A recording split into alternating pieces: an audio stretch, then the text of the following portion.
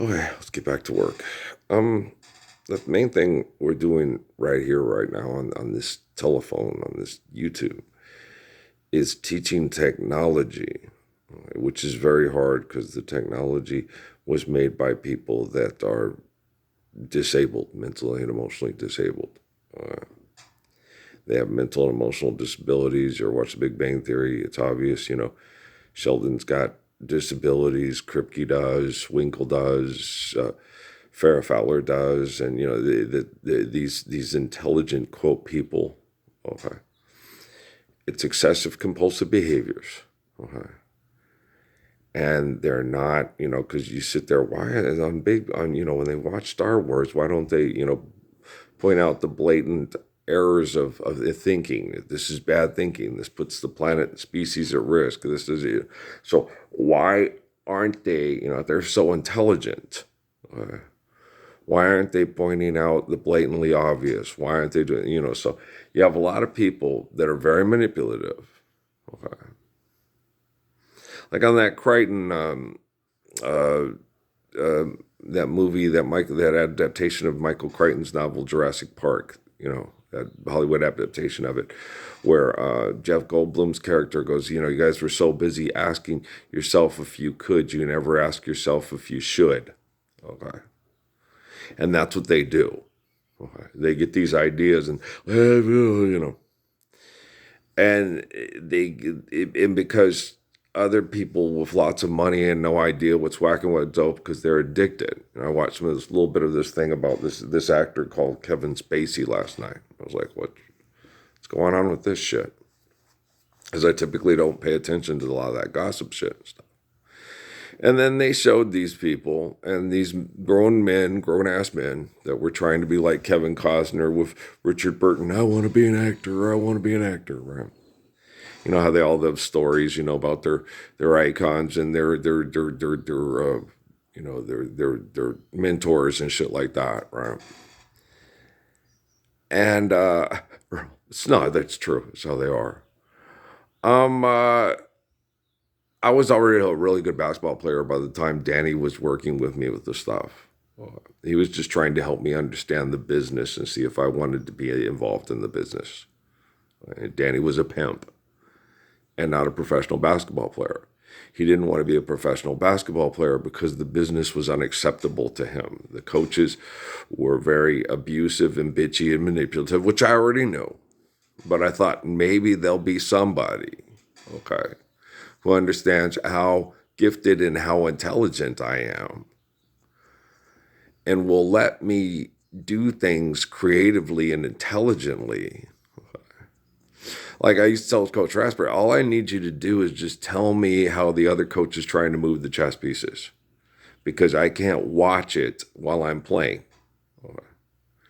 You can sit back and say, okay, he's moving rooks to right there. And I can't because I'm being guarded and I'm looking for open people. And I'm just, so I can't, you have to tell me, okay, what's he doing with this and that and that. And then I can go, okay, all right.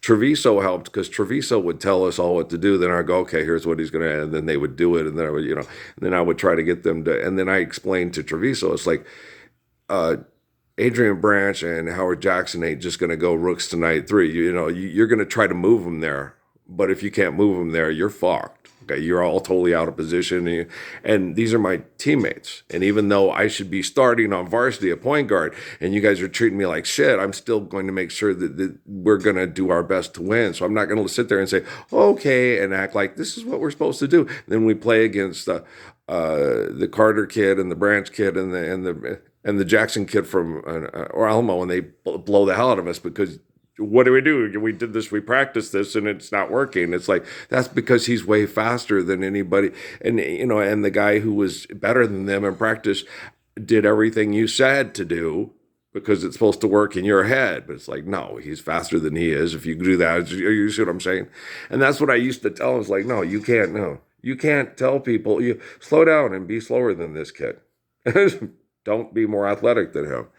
And so I was going to do everything to my best of my ability to make them do not what Treviso wanted them to do because we had to execute.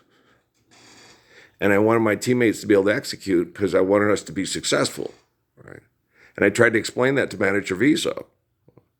And he wouldn't listen. So finally, I just told him, it's not them, it's you. You suck at coaching. Okay. So I just told him, you suck. Okay. I told him, I said, the guys in Alamo, like Howard Jackson stuff, they're not just going to let them take them and run them into the corner. Right. He's going to try to make Steve go where he wants Steve to go. That's what you do when you're a good offensive player. You take the defensive player and say, you're my bitch and I'm directing the dance here, not you. Okay. But when you're a good defensive player, you direct the offensive player where you want them to go. But if you're not good enough to do that to the offensive player, it's not going to happen. Okay. It's just you get in dream. Okay. And that's what I tried to explain to Treviso. It's like, well, yeah, no, you're telling me go over here and go do that, but I'm playing like a basketball player. I'm not playing like a chess piece in your head.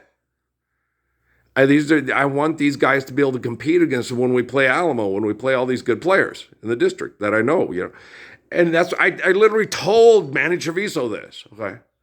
And he got mad at me because he thought I was trying to undermine him and make him look stupid. And I was arrogant. And I was like, no, it's just, I'm trying to help. And my teammates didn't help. Okay. Mr. Williams took Gerald and took him to Parkland to a better coach. He didn't help. He could have gone to the district and said, this kid is teaching the coach how to coach basketball and the coach is abusing him for it. But people don't work that way. Okay. I don't want to get involved. It's not my issue.